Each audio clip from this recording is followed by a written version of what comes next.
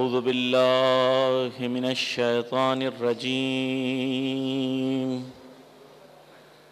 بسم اللہ الرحمن الرحیم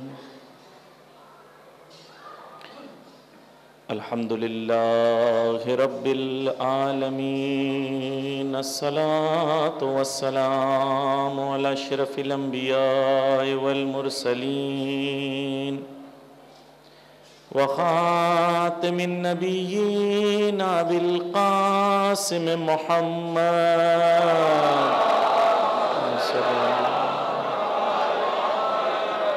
وعلى اہل بیت الطیبین الطاہرین المظلومین المعصومین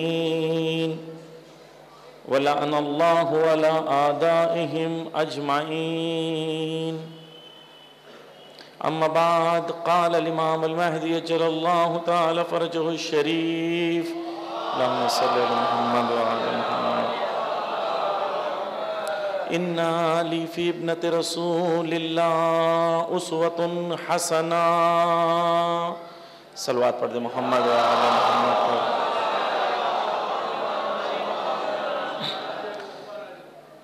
عزیزان گرامی، ہماری گفتگو 2 دن سے آپ کے بیچ ہے، جہاں پر 2 دن میں ابھی تک ہم نے یہ گفتگو کی۔ پہلے دن محنت کی اہمیت کی طرف ہماری توجہ تھی، اور بی بی کی زندگی اور سیرت میں ہم نے دیکھا کہ سختیاں، مشکلیں، امتحان یہ بی بی کی زندگی میں فراوان تھا، اور بی بی کی سیرت میں سے ہم نے یہ درس لینے کی کوشش کی کہ سختیاں اور امتحان جو ہے وہ آنا ہے، اور جس طریقے سے بی بی ممتحنہ تھی اور امتحان دیا، اسی طریقے سے ہمیں بھی اپنے آپ کو امتحان کے لیے تیار کرنا۔ ایک ویلیو جو ہماری زندگی میں اہمیت رکھتی ہے، وہ ویلیو کون سی ہے؟ وہ محنت کی ہے۔ لیس للانسان الا ما سعی، انسان کو خدا کچھ نہیں دے گا سوائے اس کے کہ وہ محنت اور تلاش کرے، کوشش کرے۔ اس کے سلسلے میں مفصل پہلے دن فلسفہ امتحان کے سلسلے میں گفتگو ہوئی۔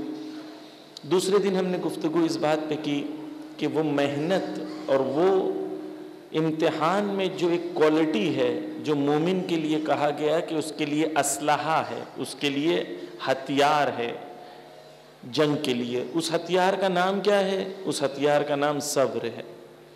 اور صبر کی اہمیت کیا ہے اور صبر کیا ہوتا ہے، اس کو ہم سمجھنے کی کوشش کی ہم نے کہ صبر اور بزدلی میں کیا فرق ہوتا ہے اور صبر کتنا ضروری ہے۔ کل ہم نے پہلے اس کو سمجھنے کی کوشش کی، اور اس کے بعد اس کا اگر ایکو بند کر دیں، صلوات پڑھ دیں محمد و آل محمد پر،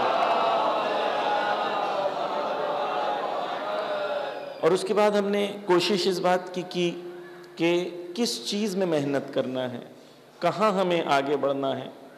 اس چیز میں ہم نے کل علم کی اہمیت کی طرف اور قوم کی جو فی الحال حالت ہے علم کو لے کے، اس کی طرف ہم نے توجہ دلانے کی کوشش کی، اور مولا علی کا یہ جملہ جو ہے کل ذکر کیا، اور خواہش یہ کی کہ ہمارے قوم کے جوان بچے جو ہے اسی جملے کو اپنی زندگی کا ہدف بنا لیں۔ العلم سلطان من وجدہ سال بہ ومن لم یجدہ سیل علیہ۔ جس نے علم قدرت ہے، جس نے علم حاصل کیا وہ قدرت اس کے پاس ہوگی، وہ غالب ہوگا، اور جس نے علم حاصل نہیں کیا دوسرے اس پر غالب ہو جائیں گے۔ یہ بات اچھی ہے کہ ہم ایران میں انقلاب کی کامیابیوں پہ خوشیاں منائیں، لیکن کافی نہیں ہے۔ آج دنیا شیعت جو لیول پر پوری دنیا میں ہے، اتنی طاقتور اور اتنی قدرت مند شیعہ پوری عالمی سطح پر شاید کبھی رہی ہو۔ ایک زمانہ تھا کہ ہندوستان کے شیعہ اتنے مضبوط تھے کہ نجف کا حوضہ، نجف کا حرم، کربلا کا حرم ہندوستان کے شیعوں کے پیسے سے چلتا تھا۔ شیعوں کے پیسوں سے نجف کا حوضہ، نجف کا حرم، مولا علی کا حرم، حتیٰ بصرہ میں جو ندیوں کو سینچا گیا تھا وہ شیعوں کے، ہندوستانی شیعوں کے پیسوں سے سینچا گیا تھا۔ ایک زمانہ تھا کہ ہمارے پاس اتنی قدرت اور دولت، اتنی طاقت ہمارے پاس تھی،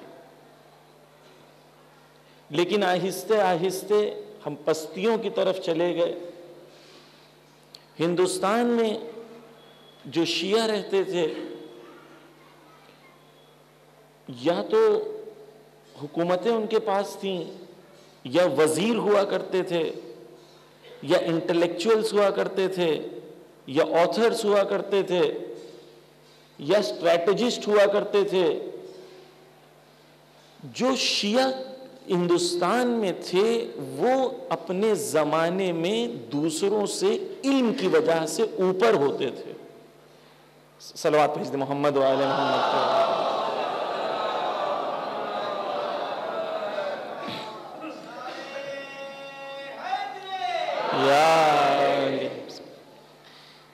تو وہ شیعہ جو ہیں انٹلیکچوئل ہوتے تھے، عالم ہوتے تھے، قدرت مند ہوتے تھے، طاقتور ہوتے تھے۔ ہندوستان میں دو ایسے فیزز آئے جہاں پر مسلمان جو ہے وہ گرا۔ ایک 1857 کا مسلم ریولوشن، 1857 کا انڈین ریولوشن جسے غدر کہتے ہیں، جس کے اندر مسلمانوں نے نمایاں کردار ادا کیا، حتیٰ لیڈرشپ مسلمانوں کے ہاتھ میں تھی، یعنی تمام انڈینز نے مل کے لیڈرشپ اپنی مسلمانوں کے ہاتھ میں دے دی تھی۔ لیکن 1857 کی جب ہار ہوتی ہے، انشاءاللہ زندگی رہی تو کبھی گفتگو کریں گے، لیکن جب ہار ہوتی ہے 1857 کی، اس کے بعد برٹش اپنے کورٹ میں کچھ اعترافات کرتے ہیں۔ برٹش کورٹ میں کچھ الزامات لگائے جاتے ہیں اور وہ الزام ثابت ہوتے ہیں ان کے کورٹ میں۔ وہ الزام یہ ہوتے ہیں کہ یہ پورا جو 1857 میں ہندوستان میں ریولوشن کی کیفیت آئی تھی، اس کے اصلی ذمہ دار اور آگ لگانے والے مسلمان تھے، اور اس بات پہ ہمیں افتخار ہے کہ مسلمان لیڈ کر رہے تھے۔ پھر برٹش اپنے کورٹ میں کہتے ہیں کہ ثابت کیا انہوں نے کہ مسلمانوں کے اندر کچھ ایسی تعلیمات ہیں جس کی وجہ سے یہ لوگ سامراجیت کو اور کلونیلزم کو کبھی ایکسپٹ نہیں کر سکتے۔ انہوں نے کہا کہ یہ الزام لگائے جا رہے ہیں ہمارے اوپر، جو الزام ہمارے اوپر لگائے جا رہے ہیں وہ تمام ہمارے لیے افتخارات ہیں۔ انہوں نے اپنے کورٹ میں یہ ثابت کیا کہ یہ ہمارا جرم ہے، کیونکہ اسلام کے اندر ایک چیز ہے جسے کہتے ہیں جہاد کرنا، کوشش کرنا اور ظالم کا مقابلہ کرنا۔ اس جہاد کی وجہ سے یہ قوم کبھی بھی سامراجیت کو اور ظالم کو قبول نہیں کرتی۔ تیسری چیز کہا کہ ان کے اندر عزاداری کا جذبہ ہے۔ شیعوں کے اندر یہ عزاداری انہیں کبھی بھی ظالم کو ایکسپٹ کرنے نہیں دیتی، ہمیشہ کہتی ہے ظالم کی مخالفت کرو، مظلوم کی حمایت کرو۔ اور الحمدللہ یہ تمام چیزیں جو برٹش کورٹ نے ثابت کی، ہم خود ہر چیز پہ افتخار کرتے ہیں۔ لیکن وہ طاقت جو مسلمانوں کے پاس 1857 سے پہلے تھی، برٹش کو یہ سمجھ میں آ گیا کہ مسلمانوں کو جب تک کچلا نہیں جائے گا، کیوں؟ توجہ کیجئے گا، اس لیے کیونکہ مسلمانوں کے پاس management skills, leadership skills, lead کرنے کی صلاحیت، مینیج کرنے کی صلاحیت دوسری قوموں سے بہت زیادہ تھی۔ ایکسپیرینس بھی زیادہ تھا، سکلز بھی زیادہ تھی۔ اس لیے 1857 کے بعد مسلمانوں کو کچلا گیا، مسلمانوں کو دبایا گیا۔ اس کے بعد 1857 کے بعد مسلمان کمزوری کی طرف بڑھتے رہے۔ وہ وہی زمانہ ہے جس زمانے میں دنیا میں بھی مسلمان ضعیف ہوتے رہے، اور برٹش نے کیونکہ ہندوستان پر قبضہ کیا تھا، ہندوستان کی دولت کو چوری کر کے، ہندوستان کی دولت کو نچوڑ کے برٹش نے اپنی سامراجیت کو پوری دنیا پر قابض کیا۔ برٹش نے جو انڈیا سے دولت لوٹی تھی، وہ ایک ریسرچ بتاتی ہے 45 ٹریلین پاؤنڈز تھی، 45 ٹریلین پاؤنڈز۔ 45 ٹریلین پاؤنڈ کتنا ہوتا ہے؟ برٹش کی آج کی ایک سال کی جتنی جی ڈی پی ہے، جتنی ان کا اقتصاد ہے ایک سال کا، اس کے 17 برابر۔ اتنی دولت ہندوستان سے انہوں نے لوٹی، اور اس کی بنیاد پر، انڈسٹریل ریولوشن کی بنیاد پر، پوری دنیا پر اپنی سامراجیت کو نافذ کیا۔ اسی زمانے میں مڈل ایسٹ میں مسلمان کمزور ہوتے رہے، جسے آج مڈل ایسٹ کہتے ہیں، ویسٹ ایشیا میں، وہاں پر مسلمان کمزور ہوتے رہے، وہاں پر انڈسٹریل ریولوشن آتا رہا، وہاں پر جو ہے وہ اپنے آپ کو قابض کرتے رہے۔ ایک پیریڈ آیا کہ مسلمان آگے تھے، 100 سال کا پیریڈ ایسا آیا کہ جو بہت آگے تھے وہ بہت پیچھے ہو گئے، بہت پیچھے ہو گئے۔ 1857 کے بعد مسلمان ہندوستان کے، ان کے پاس چوائس تھی بہت، مسلمان ضعیف ہوئے، کمزور ہوئے۔ کچھ مسلمانوں نے اپروچ یہ لی کہ ہمیں صرف اپنے کلچر کی حفاظت کرنا ہے، اور علم اور تعلیم کی طرف اور ویسٹرن نالج کی طرف نہیں جانا۔ انگلش پڑھنا جائز نہیں ہے، ویسٹ کی کوئی کتاب پڑھنا جائز نہیں ہے، بکس پرنٹ کرنا جائز نہیں ہے، مائکروفون استعمال کرنا جائز۔ مسلمانوں نے ایک سٹیپ لیا کہ جو چیز ویسٹ سے آئے گی ہر چیز بری ہے، اور ہر چیز کے خلاف ہمیں ریزسٹنس دکھانا ہے۔ ایک مسلمانوں میں فکر بنی کہ ہمیں اپنے کلچر کا دفاع کرنا ہے، چاہے ہم آگے بڑھیں یا نہ بڑھیں۔ دوسری فکر مسلمانوں میں آئی کہ ہمیں سر سے لے کے پیر تک یورپین ہو جانا ہے اگر ہم ترقی چاہتے ہیں تو۔ کہا گیا، خود کہا اپنی سپیچز میں، کہ سر سے پیر تک اگر ہم یورپین نہیں ہو جائیں گے جب تک، کیونکہ وہ آگے بڑھ گئے، اگر ہم چاہتے ہیں ترقی کرنا تو ہمیں سر سے لے کے پیر تک ان کی طرح ہونا ہوگا۔ ٹرکی میں جو مسلم کنٹری ہے، وہاں پر اتاتورک کو بھیجا گیا۔ اتاتورک کون تھا؟ اتاتورک فادر آف ٹرکی کہتے ہیں جسے۔ اتاتورک جب ٹرکی میں آتا ہے تو ٹرکی کی مسجدوں کو استبل بنا دیتا ہے، گھوڑے کی جگہ بنا دیتا ہے۔ اور ٹرکی میں کیا کہتا ہے وہ ٹرکی میں کہتا ہے کہ religion is only private, it's for your private life, آپ کی پرائیویٹ زندگی کے لیے۔ باہر آپ عالم کا لباس پہن کے آج بھی ٹرکی میں نہیں جا سکتے۔ ٹرکی مسلم کنٹری ہے، لیکن ٹرکش پارلیمنٹ میں عورتیں حجاب پہن کے نہیں جا سکتی ہیں۔ ایک ماڈل پیش کیا مسلمانوں کو۔ کیا ماڈل تھا؟ کہ تمہیں اگر کامیاب ہونا ہے، کیونکہ تم پیچھے رہ گئے، اب تمہیں کامیاب ہونا ہے تو تمہیں کیا کرنا پڑے گا؟ یورپ کی طرح بننا پڑے گا۔ جب تک تم یورپ کی طرح نہیں بن جاؤ گے، جب تک تمہارا اپیئرنس، تمہارا بیہیویئر، تمہارا کیریکٹر ہر طریقے سے تم یورپین نہیں بن جاؤ گے، جب تک تم کامیابی نہیں حاصل کر سکتے۔ دوسرا نظریہ مسلمانوں میں یہ آیا۔ تیسرا نظریہ جو امام خمینی کا ہے، علامہ اقبال کا ہے، وہ یہ ہے، جو مسلمان ہندوستان کی آج بھی ان کو ضرورت ہے، کیونکہ آج بھی ہندوستان میں دو ٹائپ کے مسلمان پائے جاتے ہیں، جو سر سے پیر تک یورپین ہوتے ہیں، یا سر سے پیر تک کلچرل ہوتے ہیں، جن کے اندر کوئی تجدد اور ماڈرنائزیشن نہیں ہوتا۔ یا تو وہ ایک دم کلچرل ہو گئے یا ایک دم ماڈرن ہو گئے۔ اسلام اس دین کا نام ہے جس دین سے زیادہ ماڈرن کوئی دین نہیں ہو سکتا،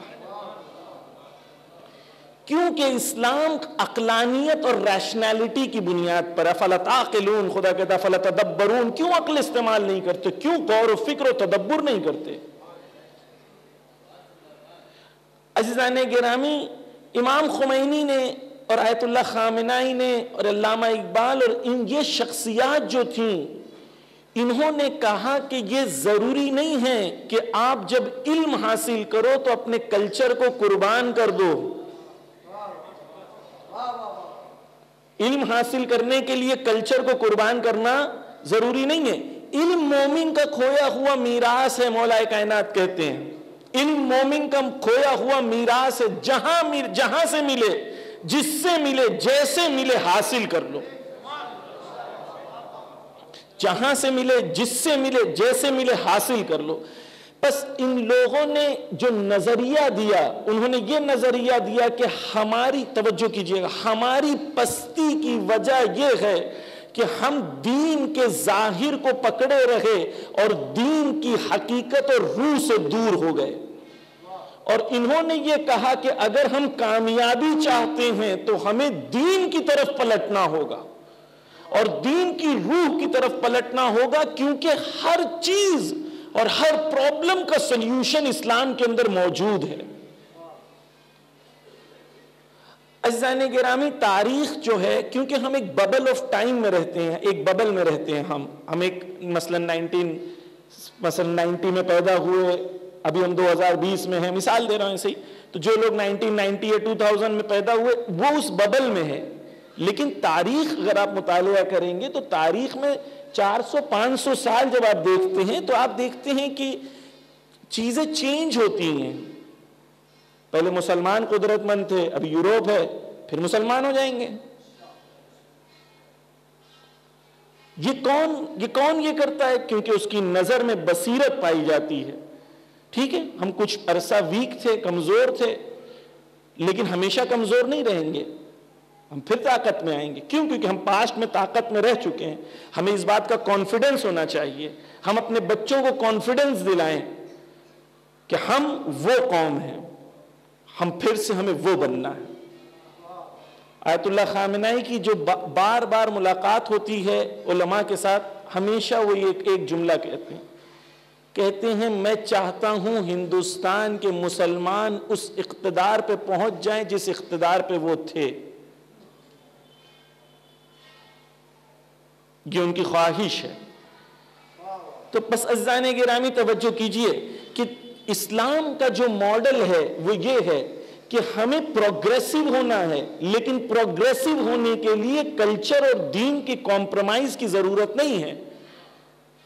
ہم اپنے کلچر کو بھی محفوظ کریں گے اور علم کو بھی اپنی گرفت میں لیں گے. یہ بیلنسڈ اپروچ جو اسلام کی اپروچ ہے، یہ اپروچ مسنگ ہے ہماری سوسائٹی میں، اور آج بھی ہمارے مسلمانوں کے اندر یہ اپروچ کی مسنگ پائی جاتی ہے، جو اپروچ کی طرف ہمیں پلٹنا ہے. بس یہ عرض کرنا تھا کہ مسلمان ایک عرصے سے دو بڑے جھٹکے مسلمانوں کو لگے، ایک 1857 میں، پھر اس کے بعد 1947 میں. 1947 میں جب ہندوستان آزاد ہوتا ہے تو ایک بڑی تعداد مسلمانوں کے انٹلیکچوئلز کی وہ ہندوستان چھوڑ کر چلے جاتے ہیں. تو ایک قوم کا بڑا انٹلیکچوئل سرمایہ جب چلا جاتا ہے تو قوم انٹلیکچولی ضعیف ہو جاتی ہے. پڑھے لکھے ایجوکیٹڈ انٹلیکچوئل وہ لوگ قوم سے خالی ہو گئے، اور یہ خلا بھرتے بھرتے ابھی تک ہم نہیں بھر پائے. دو بڑے جھٹکے لگے. اب توجہ کیجئے، 1947 کے بعد ہندوستان میں سیکولر گورنمنٹ بنی تو 2014 تک ہمیں لگا کہ سب کچھ every thing is very good, اور ہم لوگ پاکستانیوں کو چڑھاتے تھے کہ تمہارے یہاں یہ نہیں، ہمارے یہاں یہ ہے. لیکن یہاں اندر بینیتھ دا گراؤنڈ کیا تھا؟ وہ وہی تھا، اندر سے وہی تھا جو سامنے آ گیا. 2014 کے بعد سے یا 1947 کے بعد سے لے کے اب تک ہم یہ سمجھ نہیں پائے ہیں کہ حقیقت میں ہم ایک کلچرل جنگ میں ہیں. پولیٹیکل جنگ جو ہے وہ بعد میں ہے، پہلے کلچرل جنگ ہے. اور کلچرل جنگ یہ ہے کہ مسلمان مضبوط بنے، مجبور نہیں. مسلمان کسی اور کے بلبوتے پہ کھڑے نہ ہو، خود کے بلبوتے پہ کھڑے ہو، چاہے جتنا وقت لگے، ہمیں کوئی جلدی نہیں ہے، ہم ظہور تک انتظار کرنے کے لیے تیار ہیں۔ اللہم صلی علی محمد و توجہ کیجئے، ہمیں کوئی جلد بازی نہیں ہے کہ ہم 2024 میں کون جیتے گا اور 2029 میں کون جیتے گا، ہمیں اسی میں الجھا کے رکھا جاتا ہے۔ 2024 میں اس کو ہرا دینا ہے، 2029 میں اس کو جتا دینا ہے، اس کو جتا دو، اس کو ہرا دو، اس کو جتا دو، اس کو ہرا دو، بس ہم کٹ پتلی بنتے رہیں، کسی کو جتائیں کسی کو ہرائیں۔ کبھی ہم نے یہ غور نہیں کیا کہ ہم کیسے اپنا پاور بنائیں۔ توجہ کیجئے، جو کل 3 چیزیں میں نے عرض کی تھیں، یونٹی آف لیڈرشپ، لیڈرشپ کو یونائٹ کرنا، لوگوں کو یونائٹ کرنا، یہ امت مسلمہ کے لیے سلیوشن ہے۔ ہمیں کوئی جلد بازی نہیں ہے، لیکن ہمیں اپنے درمیان اپنی لیڈرشپ کو، جو اسلام کا نظام ہے جسے نظام ولایت کہتے ہیں، اس کو اسٹیبلش کرنا۔ یعنی کیا؟ یعنی میں فی الحال اس کو بومی سازی کر کے بولوں، یعنی ایران کی طرف ذہن نہیں جائے فی الحال۔ لیڈرشپ اسلامی قانون کے مطابق ایسے لیڈرز کو لوکلائزڈ کریٹ کریں جو اسلامک ویلیوز کے حساب سے امت مسلمہ جو ہندوستان میں رہتی ہے اس کو لیڈ کر سکے۔ مسلم لیڈرشپ کی طرف ہمیں بڑھنا ہے، مسلم یونٹی کی طرف ہمیں بڑھنا ہے۔ اور جو آئیڈیالوجی کی کل میں نے بات کیا تھا، 3 چیزیں کہا تھا، جو آئیڈیالوجی کی بات کیا تھا وہ آئیڈیالوجی ہے کہ اسلام ہی ہمیں ہر چیز کا سلیوشن دے گا، ہمیں کسی اور کی ضرورت نہیں ہے، ہمیں انڈیپینڈنس اور استقلال کی ضرورت ہے کہ اسلام کے وسیلے سے ہی ہمارے اندر قوت و قدرت آئے گی۔ ہم چھوٹے چھوٹے بینیفٹس کو لینے کے لیے بڑے بڑے ہم نقصان کرتے ہیں۔ ایک الیکشن جیتنے کے لیے، ایک الیکشن ہارنے کے لیے ہم اپنی اصولوں کا سودا کر دیتے ہیں، جس کا رزلٹ یہ ہوتا ہے کہ قومیں پہچانی جاتی ہیں کہ یہ وہ قوم ہے جو اصولوں کا سودا کرتی ہے۔ عزیزان گرامی، اہل بیت نے، آج میں نے پڑھا تھا مجلس میں، اہل بیت نے 3 چیزیں جو کم سے کم اہل بیت کے علماء بیان کرتے ہیں کہ اہل بیت سے نہیں چھینی جا سکتی تھی، اس میں سے ایک اہل بیت کی مظلومیت تھی، دوسرا تقدس تھا، تیسرا جو ہے ان کا علم تھا۔ یہ 3 چیزیں کم سے کم۔ تقدس یعنی پیورٹی، یعنی لوگوں کو، اہل بیت مظلوم تھے، جتنا ان کے دشمن ظلم کرتے تھے اہل بیت اتنے زیادہ مظلوم ہو جاتے تھے، کیونکہ زیادہ مظلوم ہوتے تھے اس لیے زیادہ محبوب بھی ہوتے تھے۔ توجہ کیجئے، وہ قومیں جو ظلم کر کے خوش ہوتی ہیں، انہیں لگتا ہے کہ ہم ظلم کر کے جیت گئے، در حقیقت ظلم کر کے وہ ہار گئے ہیں۔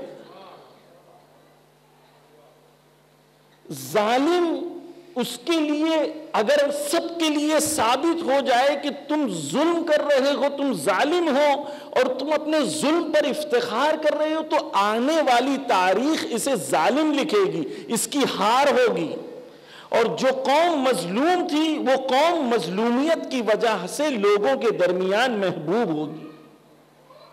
ہمیں سودا نہیں کرنا اصولوں کا۔ 3 چیزیں عزیزان گرامی ہمارے لیے ضروری ہیں مسلمانوں کے لیے۔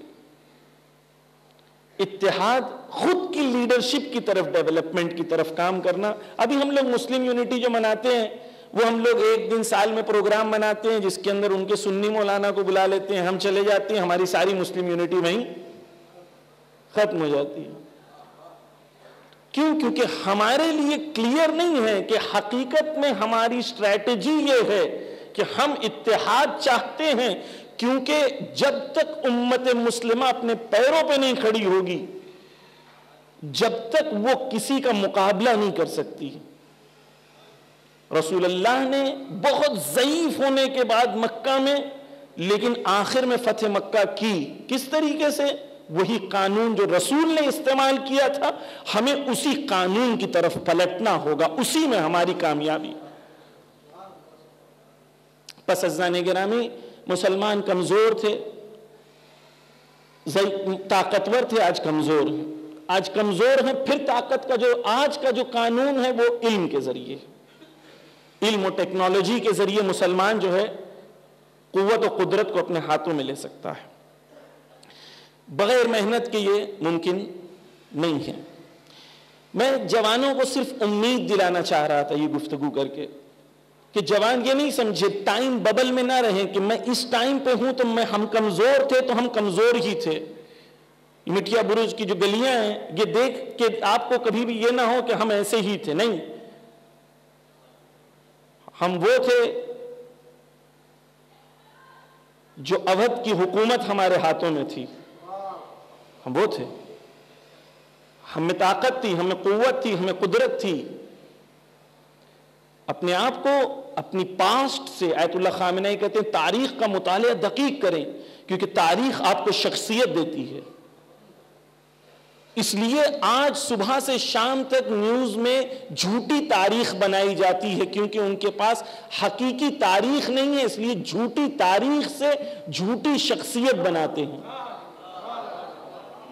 کیونکہ حقیقت ان کو تو ثابت نہیں کرنا ہے، کوئی چیز کو صحیح اور غلط ثابت نہیں کرنا ہے، صرف دعویٰ کرنا ہے، بس جو دعویٰ کریں گے ان کے لیے صحیح ہے۔ پس عزیزان گرامی، بس دوبارہ پلٹ کے آتا ہوں، کل جو میں نے گفتگو کی تھی اس کو تھوڑا سا مکمل کر دوں۔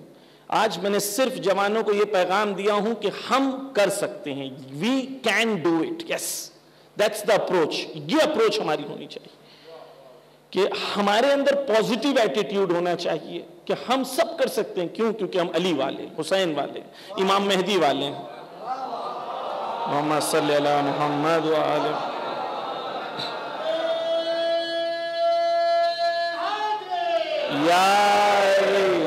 توجہ کیجئے عزیزان گرامی، ہم نے جو کل گفتگو کی تھی، دین کو صرف چند رسموں کا نام نہیں بنانا ہے کہ نماز پڑھ لیے، روزہ رکھ لیے، زکوٰۃ دے دیے، خمس دے دیے، بس یہ دین ہے، نہیں۔ دین صبح اٹھنے سے رات تک سونے تک، اور رات کی نیند بھی دین ہے۔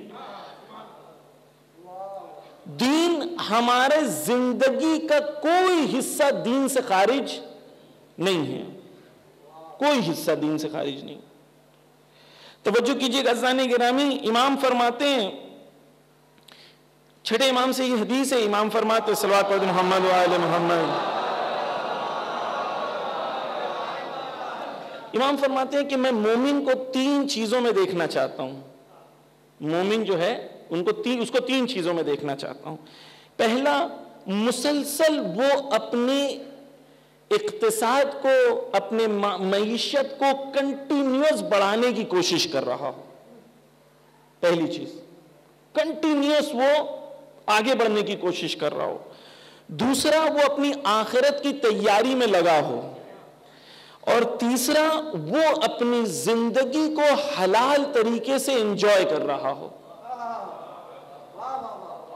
3 چیزیں امام کہتے ہیں میں مومن کے اندر دیکھنا چاہتا ہوں۔ عزیزان گرامی، ہم بہت جلدی راضی ہو جاتے ہیں، چھوٹی سی دکان کھول لیا، 50-60 ہزار روپے مہینے کا آ رہا ہے، یہاں سے کرایہ آ گیا، یہاں سے وہ ہو گیا، 20-30 ہزار یہاں سے آ گیا، بس زندگی چل رہی ہے، ایوری بڈی از اوکے۔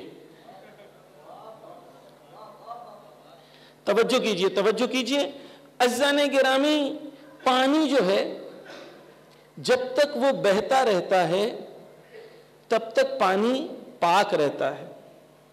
پانی بہ رہا ہے تو کیا ہے؟ پاک ہے۔ پانی چاہے کم ہی کیوں نہ ہو، لیکن جب بہتا رہتا ہے تو وہ پاک رہتا ہے۔ لیکن پانی اگر ایک جگہ جمع ہو جائے،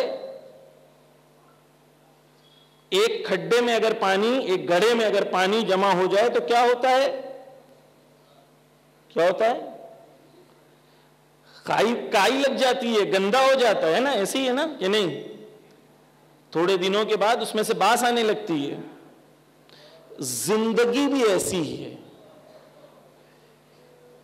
جب تک انسان اپنی زندگی میں کنٹینیوس موومنٹ کا قائل ہو،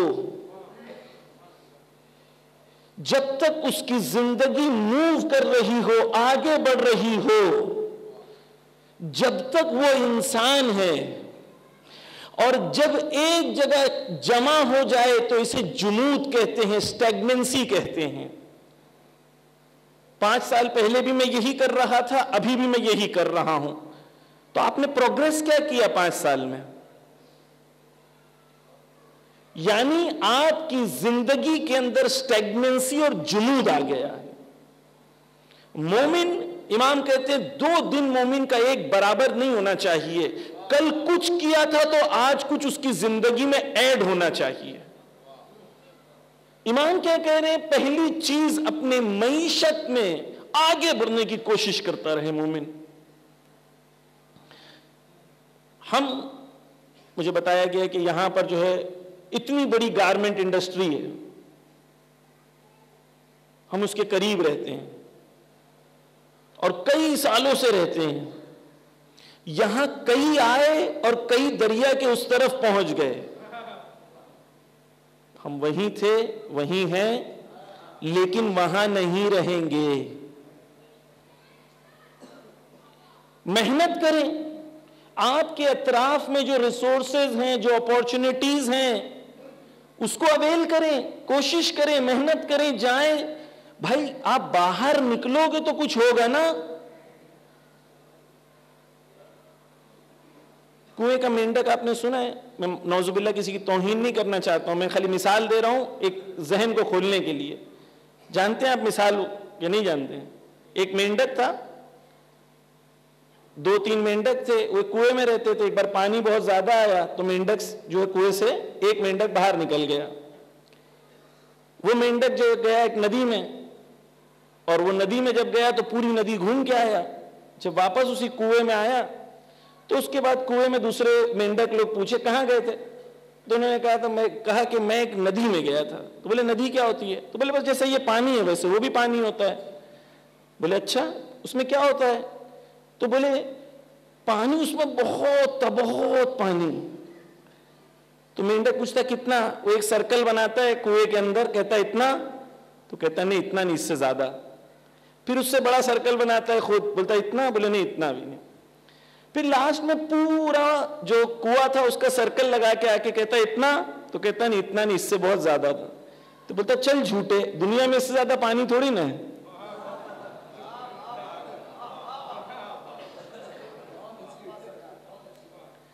کہتا ہے دنیا میں اس سے زیادہ پانی تھوڑی نہ، اتنا ہی پانی ہے۔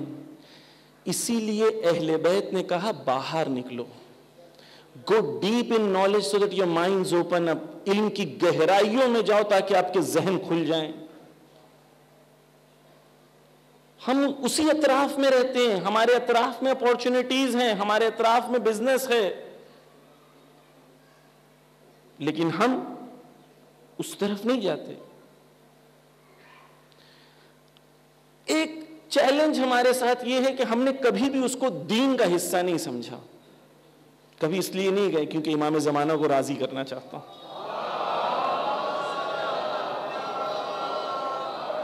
میں اس انڈسٹری میں ٹاپ کرنا چاہتا ہوں، وہاں کا سب سے بیسٹ بزنس مین بننا چاہتا ہوں، کیونکہ اس کے ذریعے سے میں انسانیت کی زیادہ خدمت کر سکتا ہوں، امام کی زیادہ خدمت کر سکتا ہوں۔ امام نے 3 چیز کہی۔ پہلی چیز کیا؟ معیشت کے لیے تلاش کرنا، کوشش کرنا، محنت کرنا۔ کچھ مثالیں دوں عزیزان گرامی آپ کے سامنے۔ میں ایک جگہ مجلس پڑھنے جاتا ہوں، اس کا نام جو ہے ایک صلوات پڑھتے ہیں محمد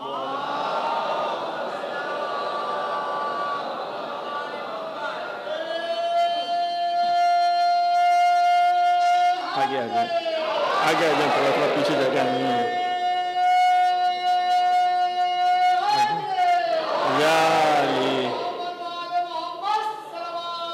اللہم صلی اللہ۔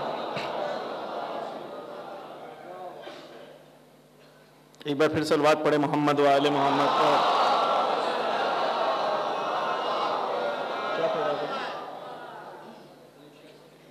ہاں مثال دینا چاہ رہا تھا میں۔ توجہ کیجیے، میں ایک جگہ مجلس پڑھنے گیا تھا، جہاں میں رہ رہا تھا اس کے بالکل سامنے، بالکل اس کے ایک گھر بن رہا تھا، اس میں لیبرز کام کر رہے تھے. ایک لیبر تھی بیچاری عورت، اپنے بچے کو باندھی ہوئی تھی اور وہ لیبر کا کام کر رہی تھی. میں نے دیکھا، میرا دل بہت دکھا. خیر وہ الگ بحث ہے. میں نے وہاں کے جو کچھ جوان تھے ان کو بتایا کہ دیکھو یہ لیبر تھی، اس طریقے سے ایسا ہوا وغیرہ وغیرہ وغیرہ. تو وہاں کے کچھ لوگوں نے، توجہ آپ میری طرف رکھیں، وہاں کے کچھ لوگوں نے مجھے بتایا جو وہاں کے ہوتے، ایک فیملی ہے جو فیملی کے بہت سارے ہوٹلز ہیں، ہائی ویز پہ ہوٹلز ہیں بہت سارے، شاید 15-20 ہوٹلز ہیں ان کے، بہت سارے ہوٹلز ہیں ان کے وہاں پر. اور انہوں نے امام بارگاہ بنایا، مجھے پتہ نہیں کتنا بڑا، 20,000-25,000 اسکوائر فٹ کا، خود وہ ایک فیملی نے امام بارگاہ بنائی. زیادہ بچے ہونے کا یہ فائدہ ہے، میں کل پڑھوں گا زیادہ بچے ہونے کا. 7 ان لوگ بھائی ہیں، 7 بھائیوں نے مل کے ایک امام بارگاہ بنائی ہے، اس کے اندر پارکنگ ایریا الگ ہے، یہ الگ ہے، وہ الگ ہے، زیادہ بچے. توجہ کیجئے، وہ مجھے بتا رہے تھے کہ مولانا جیسے وہ عورت جو ہے نا لیبر کا کام کر رہی تھی، میری ماں اور میرے باپ بھی یہی کام کرتے تھے.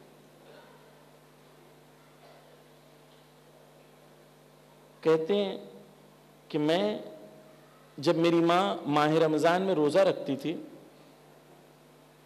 ماہ رمضان میں میری ماں روزہ رکھتی تھی، دھوپ میں یہ کام کرنے کے بعد جب گھر آتی تھی تو پیاس کی شدت اس کو اتنی ہوتی تھی کہ وہ اپنے آنکھ پر، اپنے باڈی پر کئی بار پانی ڈالتی تھی تاکہ وہ اپنی پیاس کے اوپر کنٹرول کر سکے. لیکن محنت کی اس نے، اس کے شوہر نے محنت کیا. آج خدا نے اتنا عطا کیا کہ بڑا امام بارگاہ خود ایک خاندان بنا رہا ہے جو ان کی نسل سے ہے.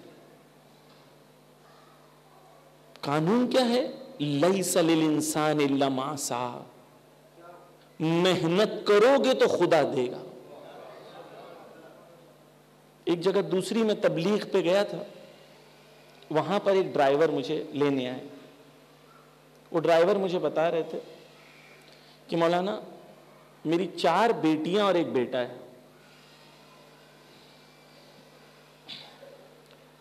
میں بہت ہی غریب خاندان سے تھا، بہت غریب خاندان سے. پھر اپنی سٹوری بتاتے ہیں. کہتے ہیں میں صبح 4 بجے اٹھتا تھا اور اپنے گاؤں سے ایک بس پکڑ کر میں اس شہر میں آتا تھا. اس شہر میں اس مالک کے گاڑی میں اسے بٹھاتا تھا اور پتہ نہیں کتنے کلومیٹر دور لے کے جا کے اسے جاب پہ چھوڑتا تھا. پھر میں بس پکڑ کے اپنے گھر دوبارہ آتا تھا، اپنے بچوں کو بس میں بٹھا کر دوسری اسکول لے کے جاتا تھا جو گاؤں سے دور تھی. پھر اس کے بعد میں بس پکڑ کے دوبارہ اسی وہاں جاتا تھا جہاں پر میں نے اس کو چھوڑ کے آیا ہے. پھر میں اسے دوسری جگہ لے کے جاتا. کہتے ہیں صبح 4 بجے سے لے کے رات کو 10-11 بجے تک میں محنت کرتا تھا. 4 بچے ان کے ہیں، اس میں سے 2 لڑکیاں ان کی جو ہیں وہ BE کیا انہوں نے ٹاپ انسٹیٹیوٹ سے. ایک لڑکی نے BEd اور MAd کیا ہوا ہے، ایک بچے نے BE کیا ہوا ہے. اب سنیں، کہتے ہیں خدا کا شکر ہے کہ میں نے محنت کی اور حلال روزی کمائی، جس کا اثر سنیں کیا ہوتا ہے. محنت کریں، گھر سے باہر نکلیں. عزیزان گرامی، وہ بتاتے ہیں کہ میرا بیٹا جب آیا پہلی سیلری لے کے تو اپنی کمائی کو اپنے ہاتھ میں رکھا، اس طریقے سے لفافہ لایا اور اپنے والد سے کہتا ہے لفافہ اٹھا لو اس طریقے سے. تو والد نے پوچھا، وہ کہتے کہتے رو دیا انہوں نے. والد نے پوچھا بیٹا تو مجھے دے بھی تو سکتے تھے. تو جوان بیٹا کہتا ہے بابا میں نے زندگی بھر آپ کا ہاتھ ایسے دیکھا ہے، میں کبھی بھی آپ کے ہاتھ کو ایسے نہیں دیکھنا چاہتا ہوں. اس لیے آپ ایسے اٹھائیں لفافے کو. یہ بچے عزیزان گرامی، محنت، ہارڈ ورک، جس فیلڈ میں آگے بڑھنے کی کوشش کریں، تلاش کریں، راضی نہ ہو. میری ایک دکان ہے، میں راضی ہوں. کیوں راضی ہوں؟ 10 بناؤ. آگے بڑھتے رہو، وہ پانی کی طرح جو بہتا رہے. کوشش کرو، تلاش کرو. کیا کہا امام نے؟ پھر اس کے بعد دوسرا حصہ، لیکن سودا آخرت کے ساتھ نہ کرو. یاد رکھو، وہ بزنس مین کامیاب ہوتا ہے جو مارکیٹ میں پہچانا جائے کہ یہ آنےسٹ ہے. اگر مارکیٹ میں آپ کی آنےسٹی قبول کر لی گئی، ہر آدمی آپ سے ٹریڈ کرنا چاہے گا. ایک بار کی چیٹنگ 100 بزنس آنے والے آپ کے روک دے گا. حدیث ہے امام کی، میں کل پڑھوں گا یہ حدیث. امام صادق نے 3 چیزیں کہی ہیں بزنس کے لیے، میں انشاءاللہ کل پڑھوں گا. توجہ کیجئے. بس محنت کرنا ہے، آگے بڑھنے کی کوشش کرنا ہے. دوسرا ہیئر آفٹر، آخرت سے وہ کرنا ہے. تیسرا حلال انٹرٹینمنٹ. اسلام میں انٹرٹینمنٹ جائز ہے، حلال انٹرٹینمنٹ ہونا چاہیے، حرام نہیں ہونا چاہیے.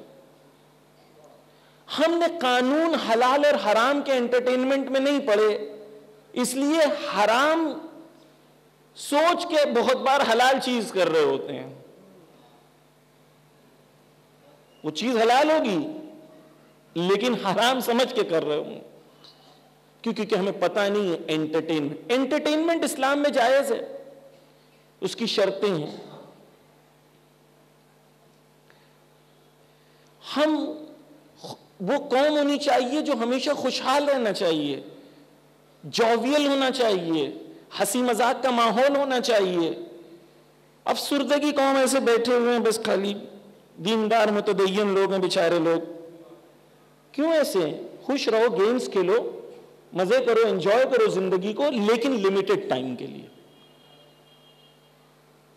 ایک بار آیت اللہ مکارم شیرازی آئے تھے تو ہاشمی رفسنجانی اور ایک دوسرے تھے آیت اللہ بہیشتی. آیت اللہ بہیشتی اور ہاشمی رفسنجانی حجرے میں پڑھائی کر رہے تھے. تو آیت اللہ مکارم شیرازی نیچے جو ینگ تھے وہ ایکسرسائز کر رہے تھے، بھاگ رہے تھے. تو آیت اللہ بہیشتی خود بیان کرتے ہیں کہ آخری عمر میں بہت مریض تھے، تو دوسروں کو نصیحت کے لیے وہ بیان کرتے ہیں. کہتے ہیں جب وہ کر رہے تھے، میں نے کہا کہ دیکھو امام کا پیسہ کھاتے ہیں اور پورا وقت ایکسرسائز کر رہے ہیں، اتنا ٹائم ایکسرسائز میں ویسٹ کریں تو پڑھائی کرنا چاہیے. پھر اپنی آخری عمر میں کہتے ہیں میں بھی پچھتاتا ہوں کہ میں نے وہ کہا تھا، کیونکہ اب میری عمر میں اگر کاش وہ کیا ہوتا تو آج بھی وہ کام کر رہے ہیں اور میں مریض ہوں. کیونکہ انہوں نے اس وقت صحت کا خیال رکھا تھا. ابھی وہ 85-90 کے ہیں لیکن صبح سے لے کے شام تک ابھی بھی کام کر رہے ہیں. اسلام میں ایکسرسائز کی اتنی اہمیت ہے، فٹ رہنے کی اتنی اہمیت ہے. گیمز کھیلیں، انجوائے کریں. کیا گیمز کھیلنا عبادت ہے عبادت یا نہیں؟ امام کہتے ہیں اپنے حصے کو اپنے 3 چیزوں میں صرف کرو. اگر آپ حلال طریقے سے انٹرٹینمنٹ حاصل کر رہے ہو اس لیے تاکہ آپ کا جسم اور روح شاد رہے، اور جسم اور روح شاد رہے گا تو میں خدا کی اطاعت اور عبادت بہتر کروں گا، تو عبادت ہے. تینوں چیزیں اپنی زندگی میں حلال انٹرٹینمنٹ. ابھی میں انشاءاللہ کیا کیا پڑھوں کیا کیا چھوڑوں. اپنی وائف کے ساتھ بیٹھیں، ٹائم سپینڈ کریں.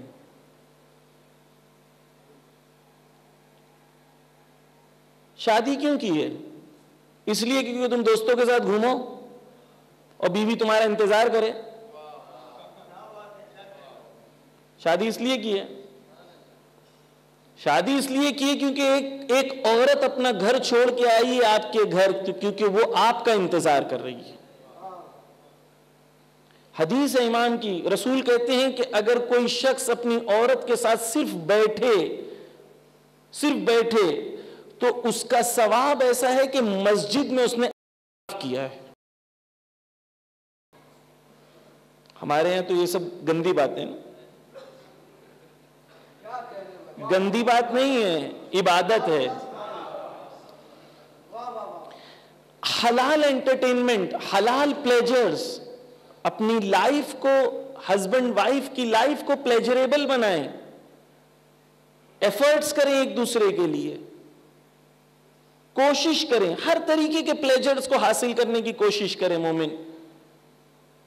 مومن کو اپنی زندگی کو پلیجریبل بنانا چاہیے. مشکل نہیں ہے، آپ کھائیں کھانا، اچھا کھانا کھائیں، مشکل نہیں ہے، لیکن خود اچھا کھائیں تو یاد رکھیں کہ کوئی پڑوسی بھوکا نہ ہو، یہ یاد رکھیں. بس عزیزان گرامی، اپنے 3 حصوں میں ڈیوائیڈ کریں. حلال انٹرٹینمنٹ بہت امپورٹنٹ ہے مائنڈ کو ریفریش کرنے کے لیے، لیکن ہم کیا کرتے ہیں؟ موبائل پہ بیٹھے ہوتے ہیں، ٹک ٹاک کر رہے ہوتے ہیں. نہ یہ حلال ہے نہ یہ انٹرٹینمنٹ ہے، صرف اپنے وقت کو ضائع کر رہے ہیں. اور اپنے دماغ میں نے کہا تھا ایک جگہ، ہمیں لگ رہا ہے کہ ہم سوشل میڈیا کو یوز کر رہے ہیں، لیکن یہ ڈرگ ہے جس کو آپ کے ذہنوں میں آپ کو ایڈکشن دیا جا رہا. کل ہی میں یہاں سے چل رہا تھا تو تارک مہتا کا الٹا چشمہ دیکھ رہے تھے لوگ بیٹھے ہوئے باہر. میں نے پڑھا تھا پہلے، آپ لوگوں نے نہیں سنا ہوگا تو سنا دیتا ہوں. تارک مہتا میں مسلمان کہاں رہتے ہیں؟ کالونی کے باہر. اور مسلمانوں کا کام کیا ہے؟ کیا کام ہے؟ چھوٹی دکان کھول کے بڑے صاحب لوگ کی خدمت کرنا.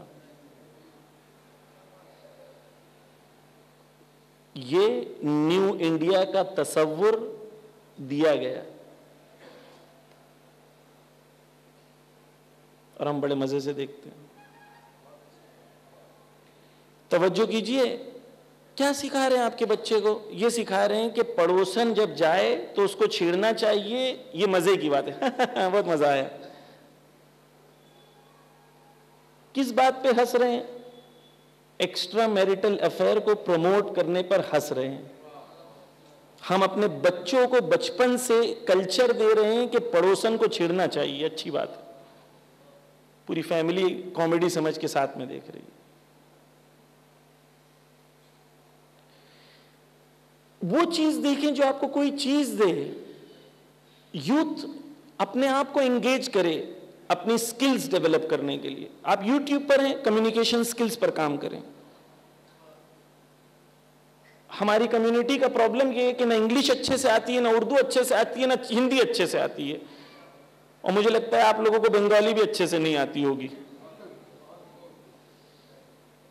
کوئی لینگویج پہ ہمارا اتنا کمانڈ نہیں ہے کہ ہم ایک آرٹیکل لکھ سکیں اس لینگویج میں، ایک سپیچ دے سکیں اس لینگویج میں. کیوں؟ کمیونیکیشن ضعیف. اپنے بچوں کو ٹریڈنگ کرنے سکھائیں، نیگوشیشن کی سکل سکھائیں کہ بزنس میں کس طریقے سے نیگوشیٹ کیا جاتا ہے، نیگوشیشن کی سکلز کیا ہوتی ہیں، مارکیٹنگ کی سکلز کیا ہوتی ہیں. انٹرنیٹ پہ اپنے ٹائم کو یوز کریں، اچھی چیز دیکھیں. اگر آپ کو انجوائمنٹ کرنا ہے، پلیجر حاصل کرنا ہے، تو کم سے کم ایسی چیز دیکھیں جو واقعاً پہلے ریویو کر لیں کہ کیا چیز ہے. یہ 3 گھنٹہ دیکھنے کے بعد پتا چلا کہ یہ بکواس تھی. ٹائم بھی ویسٹ، انجوائمنٹ بھی نہیں ملا، پلیجر بھی نہیں ملا، کچھ سیکھے بھی نہیں. وہ چیزیں دیکھیں جو آپ کو اسٹرینتھ دیں، آپ کو موٹیویشن دیں. حلال انٹرٹینمنٹ بہت امپورٹنٹ ہے. کبھی زندگی رہی تو اس پہ گفتگو کروں گا کہ کتنا امپورٹنٹ ہے کہ ہم انٹرٹینمنٹ کو صحیح طریقے سے یوز کریں. ایک بندہ تھا، میں آپ کو صرف ایک مثال دوں کہ کتنا ایک ویڈیو کیسے انسان کی زندگی کو بدل سکتا ہے. ایک بندہ تھا، اس نے ڈیسائیڈ، اس نے اپنی زندگی میں یہ کبھی امیجن کیا کہ میں جاتا ہوں کام پر تو 1 گھنٹہ میں جانے میں لگتا ہے، 1 گھنٹہ مجھے آنے میں لگتا ہے. بڑے شہروں میں ایسے ہی ہوتا ہے، 1 گھنٹہ جانے میں لگتا ہے، 1 گھنٹہ آنے میں لگتا ہے، اور میں پورا ٹائم میوزک سنتا ہوں، میرا ٹائم ویسٹ ہو جاتا ہے. اس نے ایک دن ڈیسائیڈ کیا کہ میں اس ٹائم کو جو میں ویسٹ کر رہا ہوں میں اسے یوز کروں گا. اس نے کہا کہ میں نیٹنگ جو ہوتی ہے، بوننا جو ہوتا ہے نا، جسے سیتے ہیں, وہ جو سویٹر جس سے بنتا ہے, نیٹنگ کہتے ہیں, کیا کہتے ہیں, بننا ہی کہتے ہیں نا اس کو, سمجھ گئے نا آپ لوگ, دو سلیا کو لے کے ایسے ایسے کرتے ہیں جو, ہاں جی ہاں خریسی, ہاں خریسی, چلے ایک چیز میں آج سیکھ گیا. تو یہ جو ہے اس نے سوچا کہ میں نیٹنگ کروں گا. توجہ کیجیے,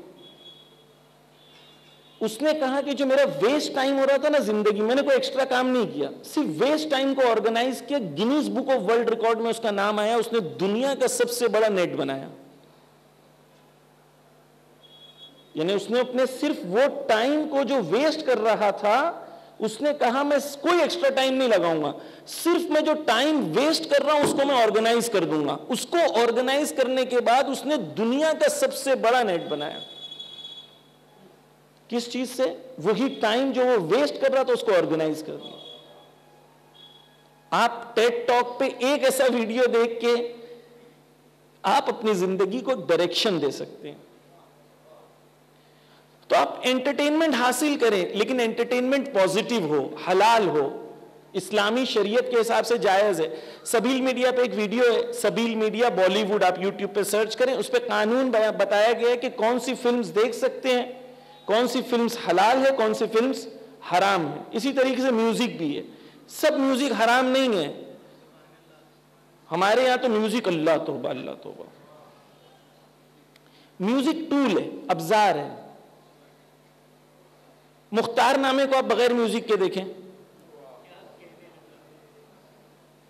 ڈاکیومنٹری میں ہر جگہ میوزک کا استعمال ہوتا ہے. میوزک ابزار ایک ٹول ہے, چھری کی طرح, گلا کاٹ دو, پیٹ کاٹ دو, یا اس سے سبزی کاٹ دو. میوزک انرجی دیتا ہے. اسلام میں, شریعت میں جو باؤنڈریز ہیں, جو اہل بیت نے بتائی ہے, جو علماء نے بتائی ہے, اس باؤنڈریز میں رہتے ہوئے حلال انٹرٹینمنٹ کی طرف بڑھیں. سب حرام نہیں ہے, سب حلال بھی نہیں ہے. شریعت نے جو قانون بنایا ہے اس قانون پر عمل کرنا, اس کی باؤنڈری سے باہر نہیں جانا ہے. ہم جتنا شریعت بتاتی ہے اس سے زیادہ عمل کرنا چاہتے ہیں اور پھر کچھ بھی نہیں کرتے ہیں. حلال انٹرٹینمنٹ کی طرف بڑھیں. پس عزیزان گرامی, رسول نے ایک حدیث ہے جس میں رسول فرماتے ہیں کہ خدایا اس کی دعا کبھی قبول نہیں کرتا اس شخص کی جو دعا کرتا ہے لیکن دعا کے ساتھ عمل نہیں کرتا, گھر پہ بیٹھا رہتا ہے. سنیں, مولا علی علیہ السلام کا واقعہ ہے. مولا علی کوفہ آتے ہیں, صلوات پڑھیں.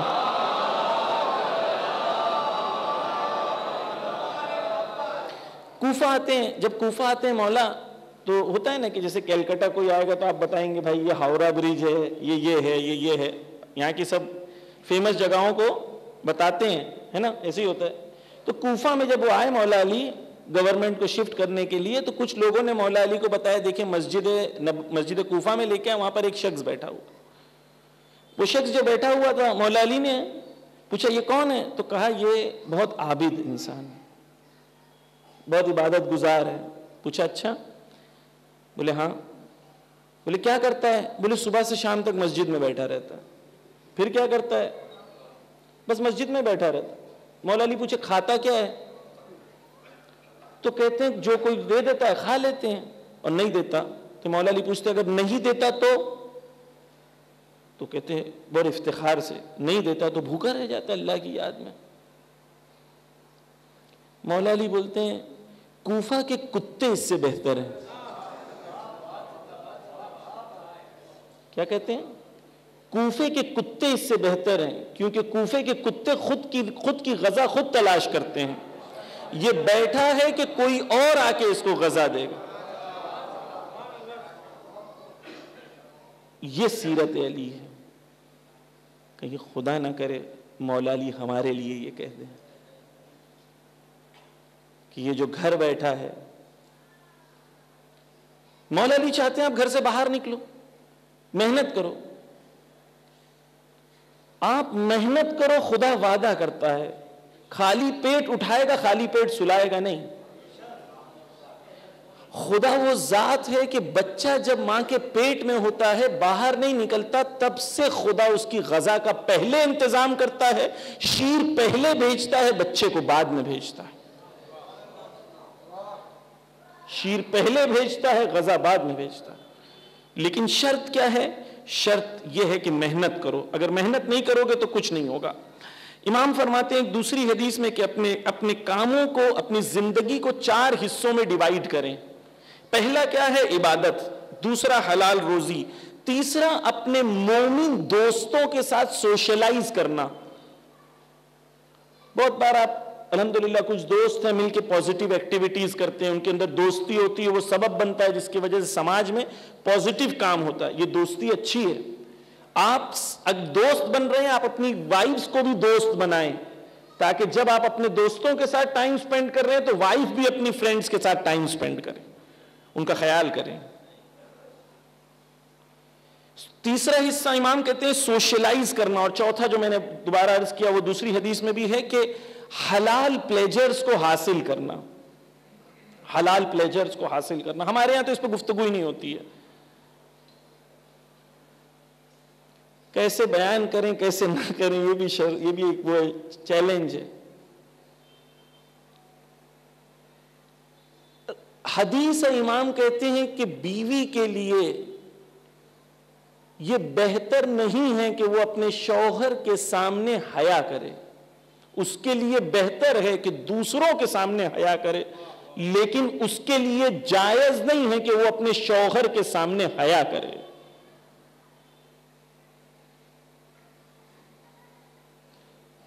اپنی لائف کو انجوائبل بنائے، پلیجریبل بنائے۔ صرف اتنا اشارے میں کہہ سکتا ہوں، اسلام نے جائز قرار دی ہے اکثر چیزوں کو،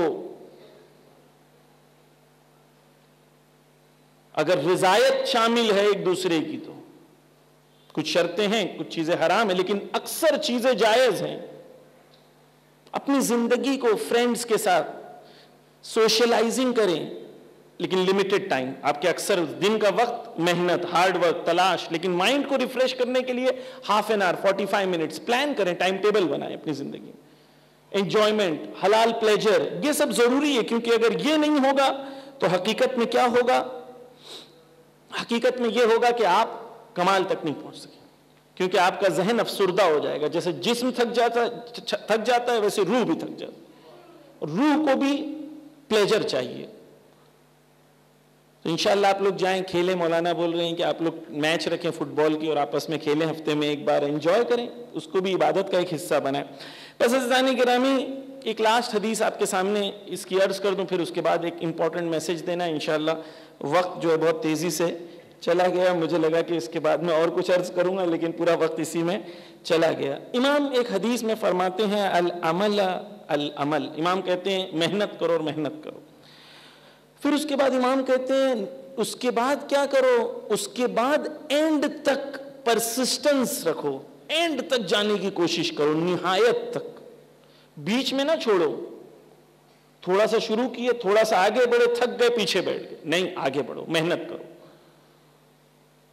ہو سکتا ہے بہت بار ہم جہاں سے پیچھے ہٹ رہے ہوں وہیں پہ دروازے کھلنے والے ہوں۔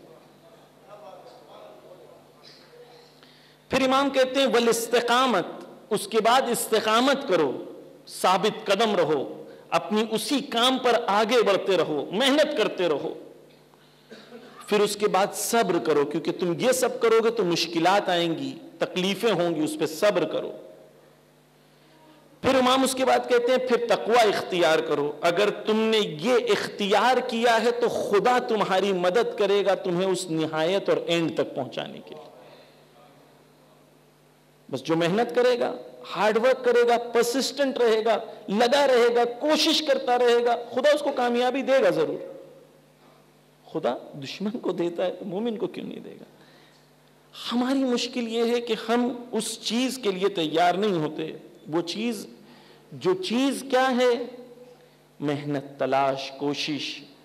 آپ بزنس میں، آپ جاب میں، آپ کریئر میں، ہر کوئی IIT IIMs میں نہیں جا سکتا، جانے کی کوشش کرے، نہیں جا سکتا۔ جس فیلڈ میں کنٹینیوسلی آگے بڑھنے کی کوشش کرے، آگے بڑھنے کی کوشش کرے، جنون ہو قوم کو آگے بڑھنے۔ بس عزیزان گرامی ایک حدیث آخر میں، ایک شخص آتا ہے، وہ اپنی زوجہ سے کہتا ہے جا کے بی بی سے پوچھو کہ میں تمہارا شیعہ ہوں یا نہیں ہوں.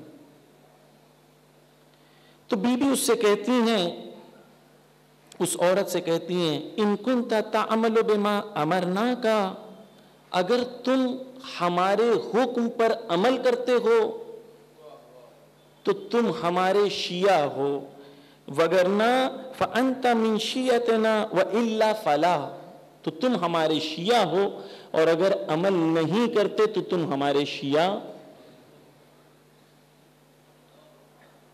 ہمارے لیے بہت اہم ہے کہ بی بی راضی ہو جائے، لیکن بی بی نے اپنی رضایت کا راز کس چیز میں بتایا ہے؟ حکم پر عمل کرنے میں، حکم پر عمل کرنے میں. بالکل اسی قسم کی ایک اور حدیث ہے. ایک شخص امام کے پاس آتا ہے، امام حسین علیہ السلام کے پاس آتا ہے، اللہم صلی علی محمد وعلی، امام کے پاس آ کے کہتا ہے انا من شیعتکم، امام میں آپ کا شیعہ ہوں. امام کہتے ہیں اتق اللہ، اللہ سے ڈرو، کیسی بات کر رہے ہو؟ امام کہتے ہیں کوئی ایسا دعویٰ نہ کرو کہ روز قیامت خدا کہے ثابت کرو اور تم دعویٰ ثابت نہ کر پاؤ. امام حسین کہہ رہے کوئی ایسی بات نہ کرو کہ روز قیامت تم کہو خدا کہے ثابت کرو اور تم ثابت نہ کر پاؤ. پھر امام کہتے ہیں ان شیعتنا من سلمت قلوبهم من کل غش وغل ودغل. امام کہتے ہیں میرا شیعہ وہ ہے جس کا دل سالم ہو 3 چیزوں سے.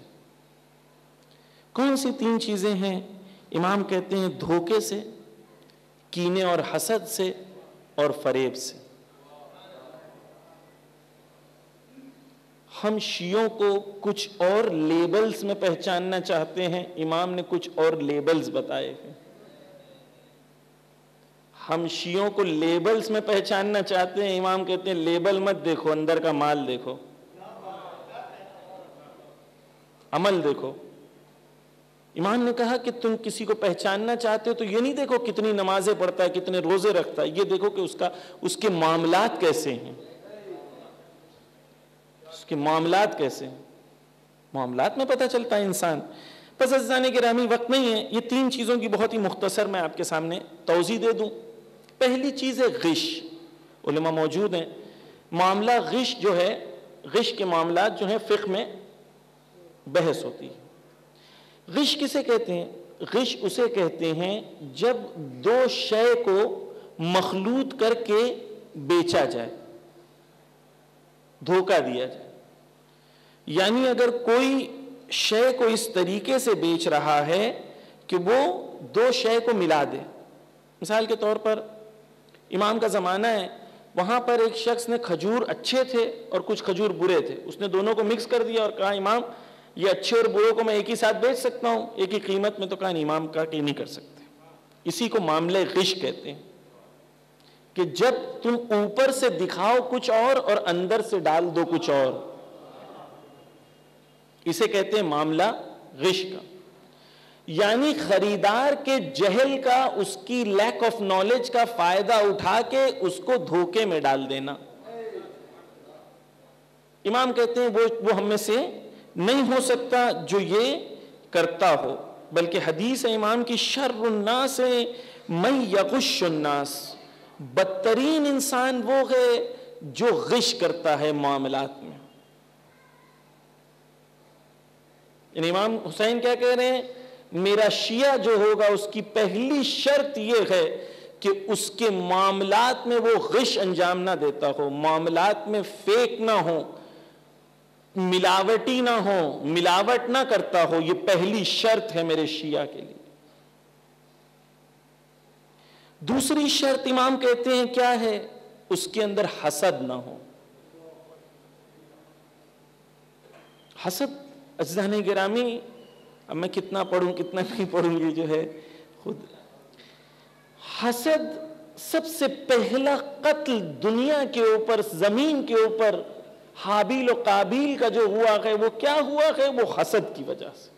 ایک نے نظر دی، اس کی قبول ہو گئی، دوسرے کی نہیں قبول ہوئی، ایک بھائی نے دوسرے بھائی کا قتل کر دیا۔ ریزن کیا تھا؟ حسد۔ حضرت یوسف، ان کے بھائی، سگے بھائی، آل نبی، پاک نسل، لیکن حسد کی وجہ سے اپنے بھائیوں کو کنویں میں ڈال دیا۔ توجہ سے سنیے، آج اسلام اور مسلمانوں کے اوپر جو مشکلیں ہیں اس کی سب سے بڑی وجہ یہ تھی کہ لوگ اہل بیت سے حسد کرتے تھے۔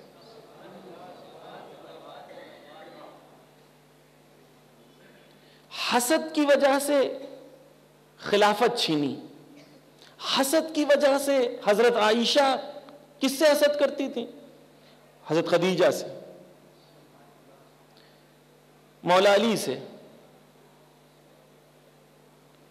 حسد کی وجہ سے دین پر مشکلیں اس وجہ سے آئی ہیں۔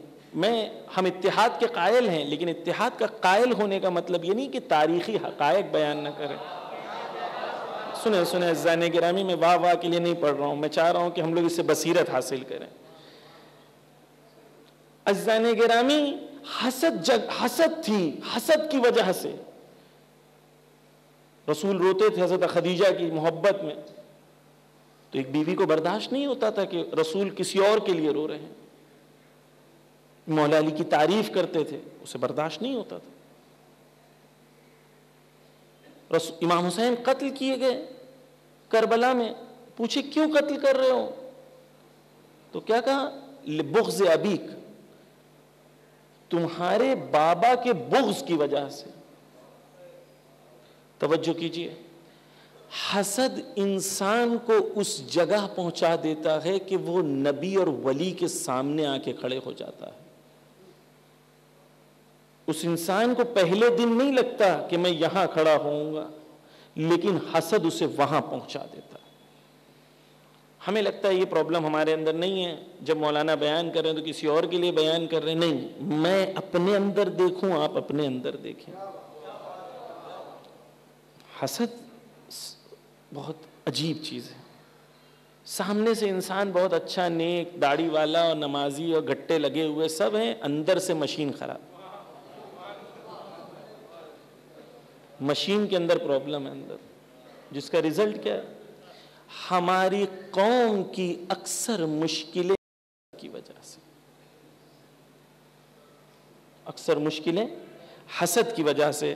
عزیزان گرامی، حسد اور توجہ کیجئے گا، حسد اور غبطے میں فرق ہوتا ہے۔ توجہ کیجئے گا، حسد کسے کہتے ہیں، غبطہ کسے کہتے ہیں؟ آپ نے کسی کی گاڑی دیکھی، آپ کا دل کرا یا اللہ کتنی اچھی گاڑی ہے، خدا تو مجھے بھی ایسی ایک گاڑی دے دے۔ یہ جائز ہے یا حرام ہے؟ یہ جائز ہے۔ کیوں جائز ہے؟ کیونکہ یہ غبطہ ہے۔ کیا آپ نے کسی کی اچھی چیز دیکھی اور آپ کا بھی دل کرا کہ خدایا مجھے بھی یہ دے دے، ہے نا؟ تو یہ اچھی چیز ہے یا بری چیز ہے؟ اچھی چیز ہے، غبطہ ہے، کوئی مشکل نہیں۔ انسان کو خدا نے کمال جو بنایا ہے، انسان ہمیشہ کمال طلب ہے، کمال چاہتا ہے۔ جب بھی کوئی اچھی اور کمال کی چیز دیکھتا ہے تو انسان چاہتا ہے اس کے پاس بھی ہو، اس میں تو کوئی مشکل نہیں ہے، اچھی چیز ہے۔ بلکہ انسان کے لیے ڈریم کرنے کے لیے اچھا ہے کہ دوسروں کے کمال کو دیکھے اور اس کمال کو حاصل کرنے کی کوشش کرے، اچھی چیز ہے، بری چیز نہیں۔ تو مولانا حسد کسے کہتے ہیں؟ حسد کہتے ہیں اس کو کہ جب آپ نے اس کی گاڑی دیکھی تو خدا سے دعا کی، خدا اس کی گاڑی کا ایکسیڈنٹ ہو جائے اور مجھے ایک اچھی گاڑی مل جائے۔ حسد کے اندر سامنے والے کی نابودی اور سامنے والے کی برائی بھی شامل ہے، خود کا حصول بھی شامل ہے۔ حسد جائز نہیں ہے، اس لیے حدیث کیا ہے؟ ان المؤمن یغبط ولا یحسد والمنافق یحسد ولا یغبط۔ کیا کہتے ہیں امام؟ مومن وہ ہے جو غبطہ کرتا ہے لیکن حسد نہیں کرتا، اور منافق وہ ہے جو حسد کرتا ہے غبطہ نہیں کرتا. یعنی حسد ایک نشانی ہے منافق کی. حسد جو ہے امام کہتے ہیں لا یجتمع الحسد والایمان فی قلب واحد فی قلب امرئ. امام کہتے ہیں کیا؟ امام کہتے ہیں کہ ایک دل میں حسد اور ایمان ایک ساتھ جمع نہیں ہو سکتا. یعنی حسد ہے مطلب ایمان نہیں. آگے امام ایک حدیث میں فرماتے ہیں حسد جو ہے وہ ابلیس کے تیروں میں سے بدترین تیر ہے. آگے امام ایک حدیث میں فرماتے ہیں الحاسد یضر بنفسه قبل ان یضر بالمحسود. امام کہتے ہیں کہ حسود جو ہوتا ہے, جو حسد کرتا ہے, دوسروں کو نقصان کرنے سے پہلے خود اپنی نفس کو نقصان پہنچا رہا ہو. مثال کے طور پر ایک شخص اپنے پڑوسی سے بڑا حسد کر رہا ہے, وہ پڑوسی کو پتا بھی نہیں بیچارے کو اپنی زندگی میں خوش ہے, یہ جلے مرے جا رہا ہے. جل مر کون رہا ہے؟ یہ خود جو حسد کر رہا ہے, اس کو تو پتا بھی نہیں کہ میرے سے حسد کر رہا ہے. دوسروں کو ضرر پہنچانے سے پہلے امام کہتے ہیں حسود خود کو ضرر پہنچاتا ہے. دوسری جگہ امام حدیث میں فرماتے ہیں کہ جو حسد کرتا ہے اس کی زندگی سے عیش اور آرام ختم ہو جاتا ہے, کیونکہ حسد کی جلن اسے زندہ نہیں رہنے دیتی, خوش رہنے نہیں دیتی. ایک جگہ امام حدیث میں فرماتے ہیں حسد ایمان کے لیے ایسا ہے جیسے لکڑی کے لیے آگ ہو. سوکھی لکڑی کو جیسے آگ کھا جاتی ہے, حسد ایمان کو کھا جاتا ہے. کبھی کبھی آہ بھی کہا کریں. حسد انسان کو, آپ توجہ کریں کہ روایتیں حدیثیں بہت موجود ہیں. حسد کے سلسلے میں علامہ مجلسی نے 7 پوائنٹس بیان کیے ہیں کہ حسد کو کیا ریزنز ہیں حسد آنے کے. آپ تھکے نہیں ہیں تو میں بیان کروں.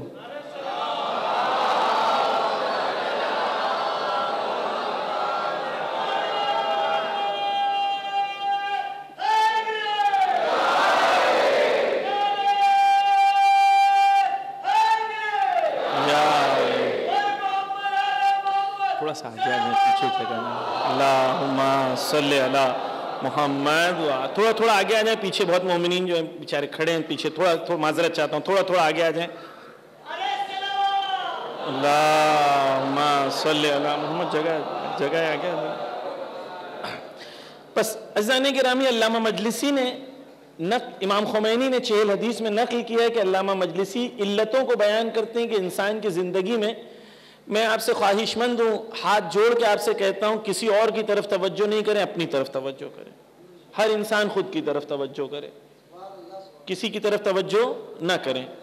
توجہ کیجئے عزیزان گرامی. پہلی چیز کہتے ہیں کہ حسد کیوں آتا ہے؟ حسد آتا ہے جب انسان کسی سے دشمنی کرتا ہے, دشمنی کی وجہ سے اس سے حسد کرنے لگتا ہے. جس سے دشمنی ہے اس کی کوئی بھی چیز انسان کو اچھی نہیں لگتی. وہ چاہے جتنی اچھی ہو, جتنا اچھا شعر پڑا ہو, انسان کو اچھا نہیں لگتا. کیوں؟ کیونکہ حسد اس کے اندر موجود. دوسری چیز, انسان کے اندر جب ایک یہ چیز آ جائے کہ میں دوسروں سے بہتر ہوں, جب انسان, علامہ مجلسی کہتے ہیں جب انسان کو یہ لگنے لگے کہ جب میں دوسروں سے بہتر ہوں, اور جب کسی کے اندر وہ اچھائی اور کمال دیکھتا ہے تو انسان کو اچھا نہیں لگتا, کیونکہ اسے لگتا ہے کہ میں بہتر ہوں, اس لیے وہ اس کی مخالفت کرنے لگتا ہے اور حسد کی بیماری اس کے دل میں آ جاتی ہے. تیسری چیز, انسان کے اندر اگر تکبر ہو, جب انسان تکبر کا شکار ہو جائے تو تکبر کی وجہ سے انسان کے دل میں حسد آ جاتا ہے, کیونکہ انسان کے اندر ایک سینس آف پرائیڈ ہے کہ میں ہوں, اب کسی کی بات اچھی نہیں لگتی کیونکہ میں تکبر کا شکار. میری طرح مجلس سے کوئی نہیں پڑھتا, کون پڑھتا ہے میری طرح؟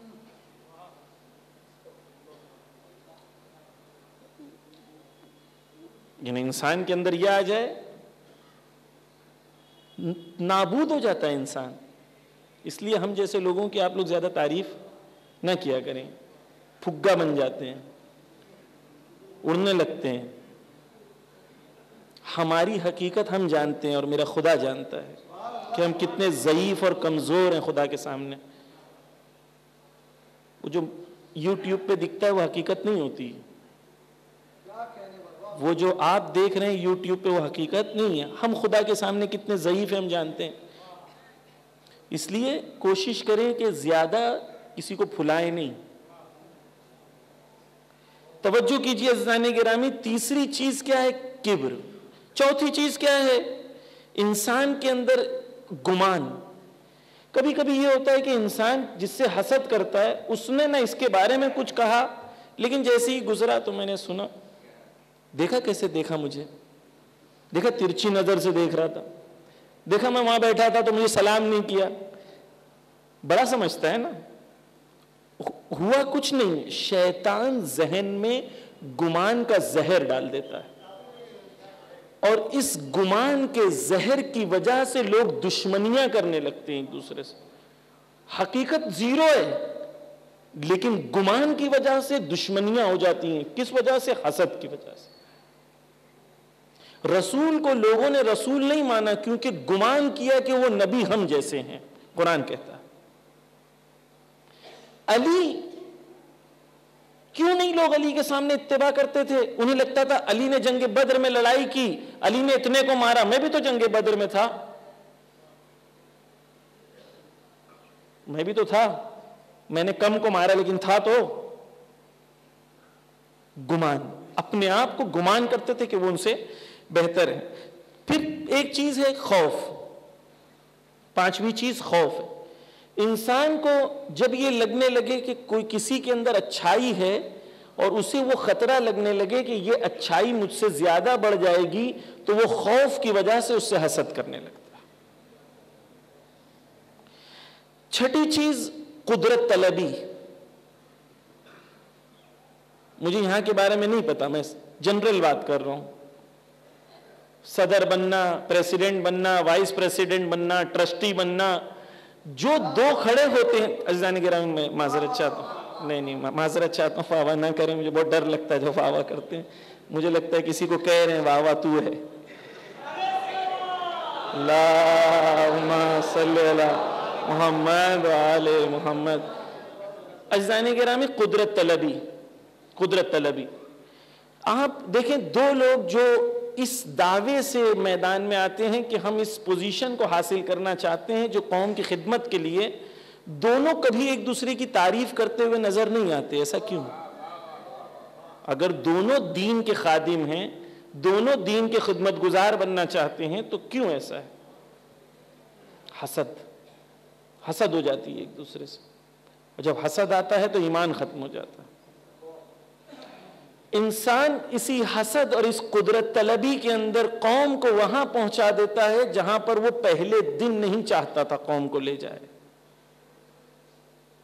لیکن آج وہاں پہنچا دیتا ہے. کیونکہ حسد آہستہ آہستہ انسان کو، یہ ہمارے تیاگی جی جو ہیں جانتے ہیں، وسیم رضوی، پہلے دن ایسے نہیں تھے. پہلے دن اسی فرش عزا پہ بیٹھ کے روتے تھے، ماتم کرتے تھے، گریا کرتے تھے، وہی امام حسین کا غم مناتے تھے. کبھی غور کریں کیا چیز تھی جس نے یہاں سے وہاں پہنچا دیا؟ کیا چیز تھی؟ کیا چیز تھی؟ عزیزان گرامی کبھی کبھی انسان کو رونگٹے کھڑے ہو جاتے ہیں جب انسان یہ سوچتا ہے. شمر وہ تھا جو مولا علی کے ساتھ جنگ میں لڑ رہا تھا، زخمی ہو گیا تھا، شہادت کے قریب پہنچ گیا تھا، لیکن جو مولا علی کی رقاب میں لڑ رہا تھا کل حسین کو اللہ اکبر بول کے قتل کرنے کو تیار ہے. ضروری نہیں ہے کہ جو جہاں ہے وہیں پر رہے. اگر ایمان اور حسد کا خیال نہ رکھے انسان کہاں سے کہاں پہنچ جاتا. پہلے دن نہیں تھے ایسے، پہلے دن ایسا نہیں ہوتا انسان. آہستہ آہستہ خطوات شیطان، آہستہ آہستہ شیطان چھپے ہوئے قدم سے آتا ہے. آہستہ آہستہ تم تو بہت اچھے ہو، تم بہت اچھے، تم دین کی خدمت کرو، تمہارے جیسا مولانا نہیں ہے، تمہارے جیسے کوئی اسپیچ نہیں دیتا، تم ایسے تم ایسے تم ایسے. وہ بڑا کرتا رہتا. پھر انسان وہ چیزیں کر بیٹھتا ہے جو انسان پہلے دن تصور نہیں کرتا. ہم سب کے ساتھ خطرہ ہے عزیزان گرامی، ہم سب کے ساتھ۔ امام خمینی کہتے ہیں کہ مجھ جیسا طالب علم آج میرے لیے خطرہ بہت زیادہ ہے۔ جب آخری وقت امام خمینی کو لے جا رہے تھے ہاسپٹل، تو امام خمینی اپنی جو ان کی بہو تھی ان سے کہتے موت سے ڈرو، موت بہت سخت ہے۔ وہ کہتی ہے آپ امام خمینی ہو کہ ایسا کہیں گے، تو ہم جیسے گنہگار کا کیا ہو؟ پھر امام خمینی کہتے ہیں کہ موت سے ڈرو لیکن خدا کی رحمت سے کبھی مایوس نہیں ہونا۔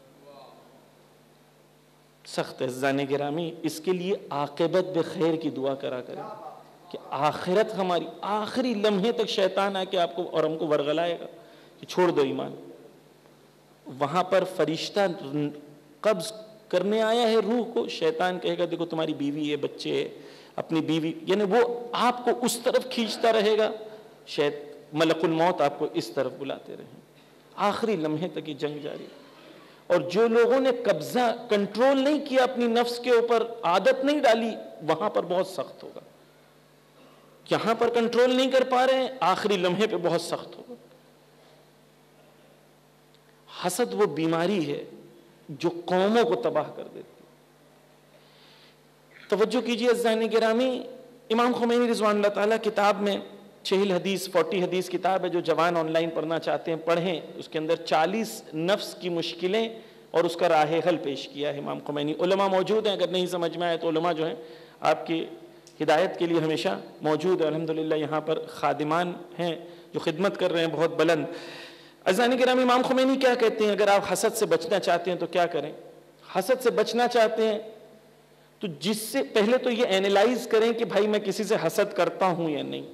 میں ایک سوال کرتا ہوں، آپ کی جس سے دشمنی ہے، آپ گھر پہ جا کے اکیلے میں سوچنا دشمنی کیوں ہے؟ کہیں دشمنی ہونے کی وجہ میری خود کی نفس بھی تو نہیں شامل ہے؟ ہو سکتا ہے سامنے والی کی بھی غلطی ہو لیکن میری بھی غلطی شامل ہے۔ کہیں حسد تو نہیں ہے؟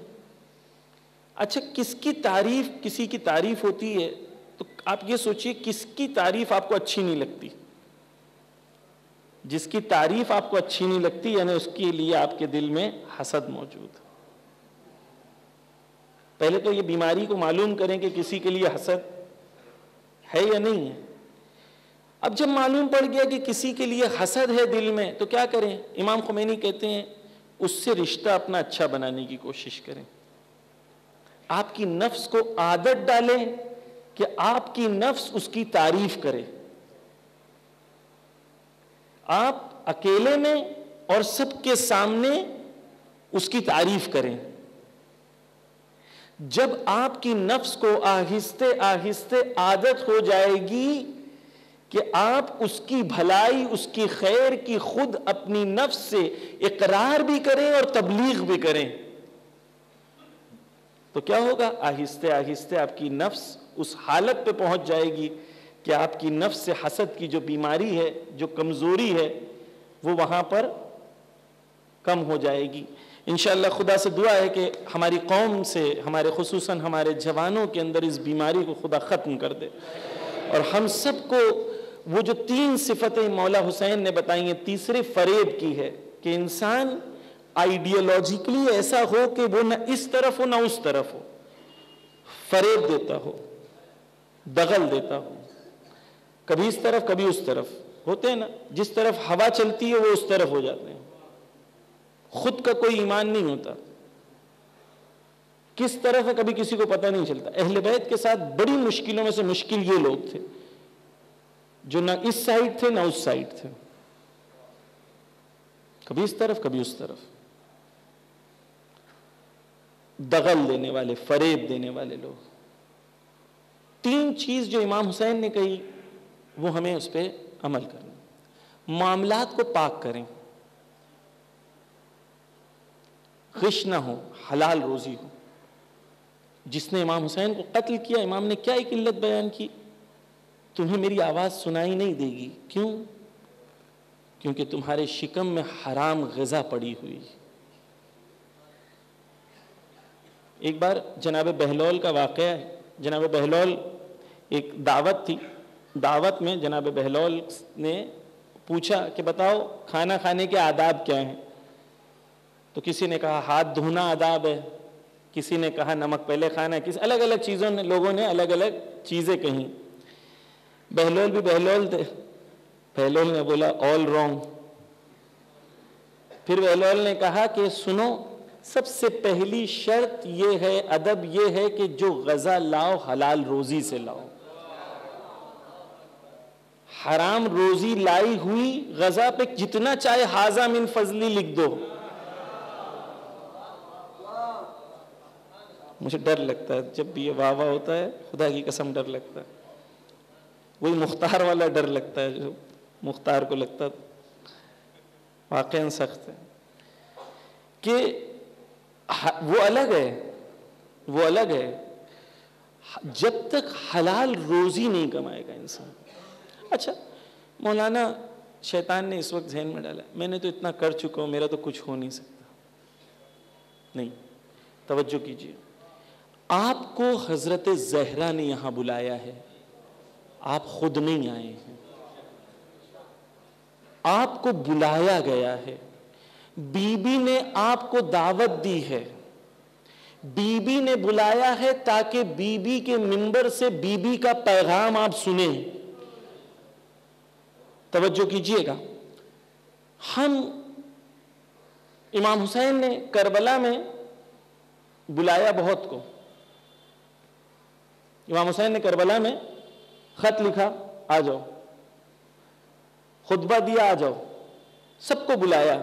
آئے کتنے؟ 72. بلاوا ملنا شرف ہے لیکن کمال نہیں ہے، کیونکہ اہل بیت نے سب کو بلایا. کمال کب ہے؟ جب آ کے لبیک کہہ دو. اہل بیت نے بلایا ہے. کمال کب ہے؟ جب آؤ تو لبیک کہہ دو. آج بی بی نے بلایا ہے، آج روز شہادت ہے بی بی. آج بی بی سے وعدہ کرنا ہے، آج بی بی کا تابوت اٹھانا ہے. آج بی بی سے جب پلٹ کے جانا ہے بی بی کی قبر سے یا تابوت سے، تو ایسا جانا ہے کہ جیسے پاکیزہ ہو گئے. بی بی سے عہد کر کے جانا ہے. جو راستہ تھا بھول گئے. حر تھے، حر بہت گنہگار تھے نا. حر نے گناہ کیا، کتنا بڑا گناہ کیا. وہ سبب بنے کہ کربلا والے پیاسے رہے. لیکن جب حر آئے تو امام نے کہا جاؤ میرے مہمان آیا ہے لینے کے لیے جاؤ. ہم بی بی سے ہاتھ جوڑ کے کہتے ہیں بی بی ہم بھی گنہگار ہیں. بی بی آج کی شب آپ کی بارگاہ میں آئے ہیں. آپ کے فرزند نے حر سے کہا تھا کہ دیکھو مہمان آیا ہے. ہم یہ نہیں چاہتے کہ آپ ہمیں کہیں کہ ہم آپ کے مہمان ہیں، بس ہمیں اپنا غلام بنا لینا. بی بی کہیں ایسا نہ ہو کہ آج کی شب گزر جائے، کہیں ایسا نہ ہو بی بی کہ آج کی شب گزر جائے.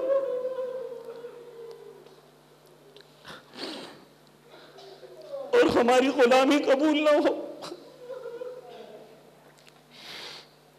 ارباب اعضاء، یہی بی بی ہے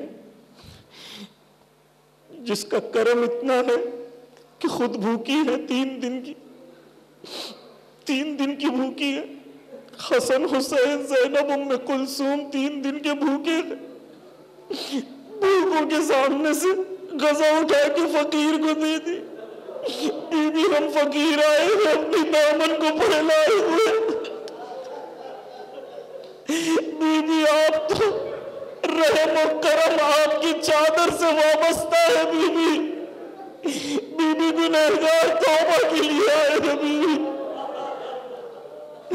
بی ان آنکھوں سے گناہ کیا ہے جن آنکھوں سے رو رہے ہیں. بی بی جس زبان سے یا فاطمہ کہہ کے نوحے پڑھ رہے تھے اس زبان سے گناہ کیا ہے. بی بی کانوں سے گناہ. بی بی ہم گناہوں کی بخشش چاہتے ہیں. بی بی ارباب اعضاء، اسی بی بی نے بڑا غم سہا کربلا، اسی بی بی نے بڑا غم سہا مدینے میں، بڑا غم سہا مدینے میں. آج بی بی کو الوداع کہنا ہے. عزیزان گرامی، جب آپ تابوت اٹھائیں گے ہزاروں کی تعداد میں ہوں گے، لیکن اس تابوت کو یاد کر لینا جس تابوت میں صرف گھر والے تھے۔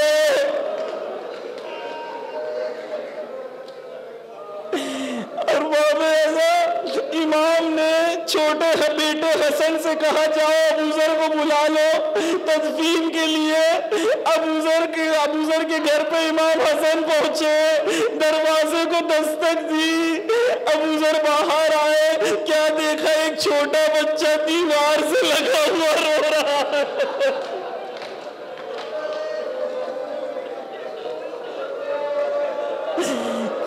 ایک چھوٹا بچہ ہے، اگر میں کہوں تو ایک چھوٹا یتیم بچہ ہے جو دیوار سے لگے رو رہا ہے۔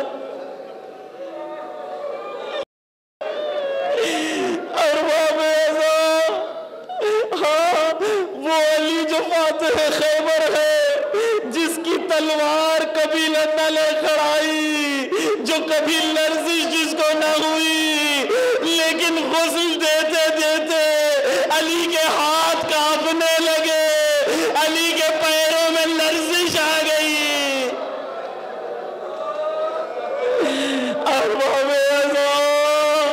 ارے علی کی چیخ کو یاد کر کے رو لینا، وہ چیخ کہ جب علی غسل دینے گئے، اے فاطمہ جب ہاتھوں کو دیکھا تو بازو سوجے ہوئے تھے، جب پسلیوں کو دیکھا پسلیاں ٹوٹی ہوئی تھی۔ یا فاطمہ رخسار پر تماچوں کے نشان، یا فاطمہ اے نبی، ارے میرے نبی، ایک امانت دی تھی، اس امانت کو سنبھال نہ سکا۔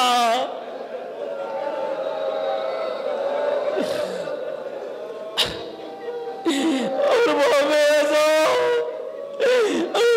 زہرا کا جب آخری دن تھا تو زہرا نے اپنے ہاتھوں سے بچوں کو غسل دیا، تیار کیا۔ علی نے دیکھا، کہا زہرا تمہاری حالت تو بہت اچھی لگ رہی ہے۔ کہا نہیں علی، نہیں مولا، میں نے خواب دیکھی ہو کہ نبی آئے تھے، کہا آج آخری شب ہے، ارے دنیا نے بڑا ستایا، تو میری طرف پلٹ آ۔ ارباب ایسا بس چند لمحے اور جب علی نے سنا تھا کہ زہرا اس دنیا سے گئی تو علی منہ کے بل زمین پر گر گئے تھے کہ میں نے پڑھا تھا۔ اب سنیں اس کے آگے، جب نبی اس دنیا سے گئے تھے تو کچھ دن پہلے نبی نے علی کو کہا دیکھو تمہاری زندگی میں دو رکن ہیں، ایک میں ہوں، ایک فاطمہ ہے۔ جب نبی اس دنیا سے گئے سختی تھی لیکن علی نہیں گرے، جب فاطمہ گئی خود کو زمین پر گرا دیا علی نے، کہا ارے یہ رکن دوم تھا جو مجھ سے جدا ہو گیا۔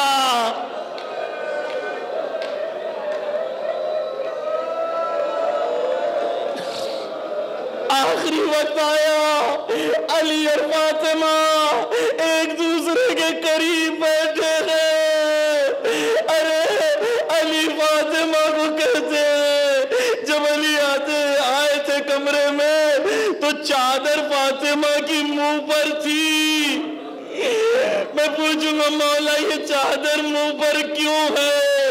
شاید یہ چادر فاطمہ نے منہ پر اس لیے ڈالی تھی کہ تماچوں کے نشان نہ دکھے۔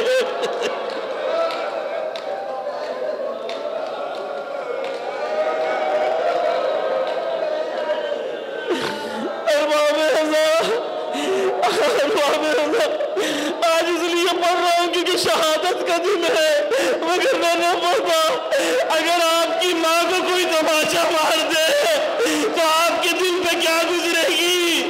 اب سوچو حسین کی ماں کو جب تماچا مارا گیا، حسین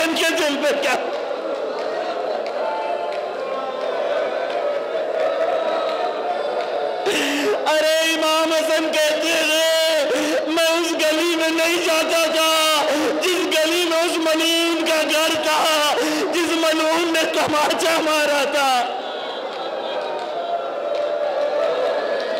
ارباب اعظم علی زہرا سے کتنی محبت کرتے تھے، آج جدائی کی رات ہے، حسن کہتے ہیں میرے بابا کے سامنے جب بھی فاطمہ کا نام آتا تھا ایسا روتے تھے جیسے پہلے دن رویا کرتے۔ علی فاطمہ سے ایسی محبت کرتے تھے۔ ارے آخری لمحے آئے، فاطمہ علی سے جدا ہو رہی ہے، کاش اس درد کو سمجھ جائے علی کے۔ ارے علی کا سکون ختم ہو رہا ہے، علی کا کوئی سہارا نہیں۔ ارباب اعظم بس علی کی آخری لمحے زہرا کے ساتھ ہے۔ دنیا کا سب سے مظلوم مرد دنیا کی سب سے مظلوم عورت کے سامنے